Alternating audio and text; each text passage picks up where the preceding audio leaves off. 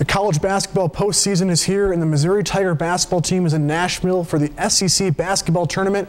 And so are Rod Smith and Tony Mullen previewing the Tigers' first day in the Music City. Rod, take it away.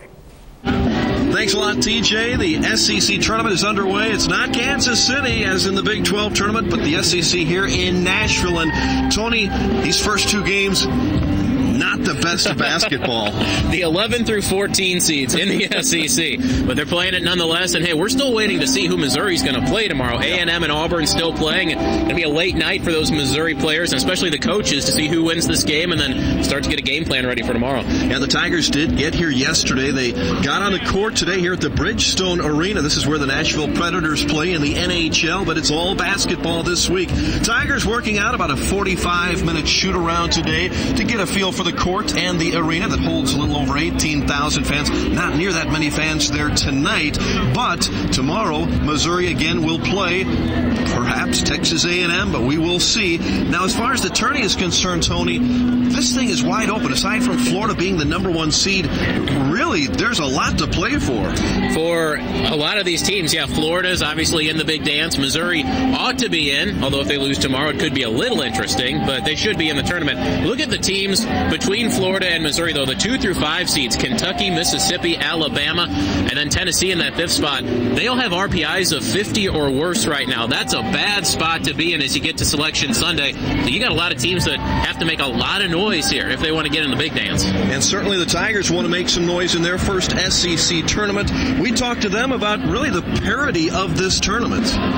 Yeah, the races are pretty much wide open, for anybody can win it, and that's what you got to love about March Madness, and that's what you got to love about basketball. And so you're going to see a lot of teams pouring out their heart in every single possession. So just looking forward to seeing how it ends up. We'll be playing against a lot of teams that are desperate. They're fighting for their season. So, we have to have that sort of mentality too, or, we can easily be beat. But, it's definitely wide open, and I think it's there for the taking if we want it. We're just here to win games. If we try to concentrate on other people's teams, and then it messes with us. So we're just here to focus on us and get better.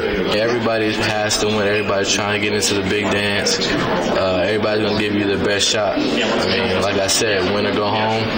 And some guys are just, playing for their lives right now, so you're going to get everybody's best shot. And Tony and I will be back here tomorrow morning. We're going to talk a little bit about 4 games in 4 days. That's what Missouri would have to do to win the SEC championship. And they could have gotten a much easier road had they beaten Tennessee on Saturday, of course. But yeah, got to win 4 in a row. They're capable. Alex Oriaki, a guy who played at UConn, when they won the national championship, they won 5 games in 5 days at the Big East tournament, so it's possible. Yeah, Alex said he could do it again. 4 and 4 is nothing compared to what he did. Hey, it's also Big Ol' Fish Day, and we found one down here in Nashville.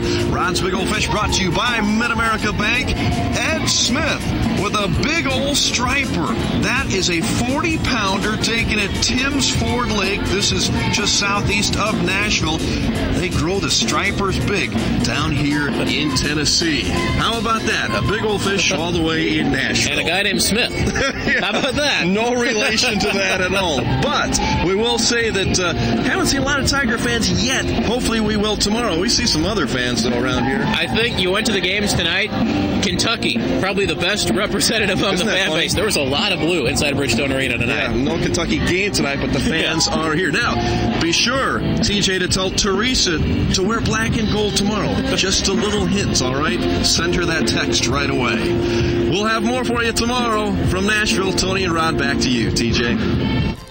Thanks, Rod. I'll make sure to do that. The other games, the early game in the SEC tournament, South Carolina playing Mississippi State. Mississippi State takes down the Gamecocks 70-59. That was the 13 versus 12 game. Mississippi State will play Tennessee tomorrow at 3:30. Tennessee being the 5 seed.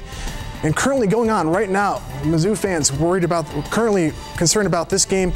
Number 14 Auburn playing number 11 Texas A&M. Texas A&M winning 45-42 with 12 minutes to go in this one. The winner will play Missouri tomorrow at 9 p.m. And the winner of that game will play Ole Miss, the number 3 seed, following that one. In other college scores, Columbia College had a perfect 33-0 regular season. They played Oklahoma City University in Kansas City in a first-round game of the NAIA National Tournament, and they won today 68-37. Rockbridge grad Jordan Dressler with 21 points and 13 rebounds. They will play Hope International out of California on Friday at 6:15 p.m. in the second round game. In other college scores and the women's side in the NAIA National Tournament, Shawnee State beats Columbia women 62-56. Julie Teeple of Versailles had 10 points and 10 rebounds, and Heather English had 20 points out of Boonville, but they were in a losing effort. And Oklahoma City University had beat Central Methodist women 74-39. In William Woods, they beat Mid-America Nazarene 79-75, and they will play Vanguard out of California in the next round on Friday. And the Mizzou Tigers softball team hosting a doubleheader against Evansville this afternoon. Bottom of the first, Nicole Hudson hits a deep sacrifice fly to center field and is able to bring in Emily Crane from third to take an early 1-0 lead. And in the top of the second, Chelsea Thomas reaches 1,000 strikeouts in her career at Mizzou. Thomas finished the game with 10 strikeouts. And in the bottom of the third, it's Hudson again, but this time she goes opposite field and it's over the fence for a 2-run homer. Mizzou takes this one 3-1 over Evansville, and they would win the second game of the doubleheader 4-3. Head coach Aaron Earlywine earns his 300th win as his coach at Mizzou. And then Missouri, in baseball, they win 14-4 over Truman State. Griffin Goodrich gets his first collegiate win.